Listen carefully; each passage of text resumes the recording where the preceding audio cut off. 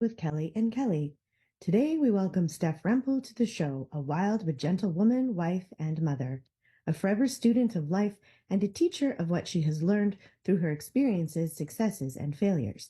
In 2018, she left her career as a hairstylist and dove into discovery of the many facets of who she is through women's work and care in both the earthly and spirited worlds.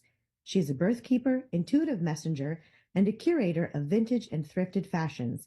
She hosts women's circles, online gatherings for mothers, and is hosting the Of Earth and Fire Women's Festival in southern Manitoba in July of 2024. Welcome, Steph, to the show. I'm so excited to have you here today. So I would like to start with you telling us a little bit about yourself and your family life, whatever you feel like you want to share with us. So, floor is yours. Well, first of all, thank you for having me and inviting me on your podcast. I really appreciate it. And I've really been feeling the call to get back into the podcast scene. So this is just perfect timing. So my name is Steph Rempel, and who am I? Oh man, That's that a hard always, question to answer, isn't it? Yeah. yeah, that always feels like such a I don't know, a loaded question because who even am I, and that doors like kind of always revolving and new discoveries, and especially being like 2.5 years postpartum with my first and only son here. It's like, oh man, like I'm just kind of in this place of kind of coming up for breath and being like I know who I am, and I know what I like, and I know who I'm not. But sometimes like putting that stuff in motion outside of my role of motherhood is like, I get so paralyzed by that sometimes. But anyways, so I am a almost 35-year-old woman. I live in southern Manitoba. I just am like a student of life and a seeker of truth. What is the truth? How do I know it's true? What is my truth? What is your truth? My husband and I have been together for over 16 years. We've been married for just over 10 years. And yeah, I'm a mother. I am a birth keeper, which not everybody knows what that means. It's the easiest description would be that it's kind of like a birth doula, but the Okay. difference between a doula and a birth keeper is that I am not bound by any licensing restrictions, basically.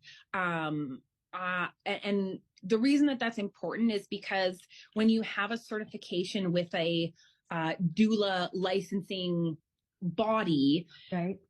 there can be really great things and really positive things about that, but it can limit who you are able to support. So legally, as far as I know, if there is a woman who is wanting to birth at home without medical care, without a doctor, without a midwife, legally, a doula cannot go support that person because their licensing does not allow them to. So Oh, I I see. don't, Okay. yeah, so I don't have any restrictions on that. If someone wants to birth at home just with their husband, there's nothing telling me that I can't go be there, right?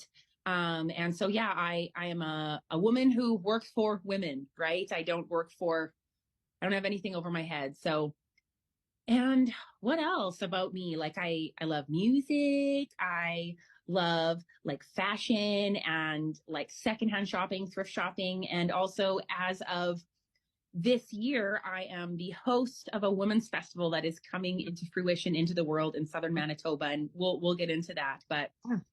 yeah, I guess that's a little bit about like me right now at this timestamp in time. In time. Well, that's so true because it is a hard question to answer when it's like, tell us about yourself, because you can feel very differently from yesterday to today, right? Mhm. Depending on what you've discovered about yourself or what realize that you've been holding on to and you release it, you're a completely different person, right? So even from yesterday or like last week or 2 years ago, you can feel so different. So it's a very difficult question to answer sometimes.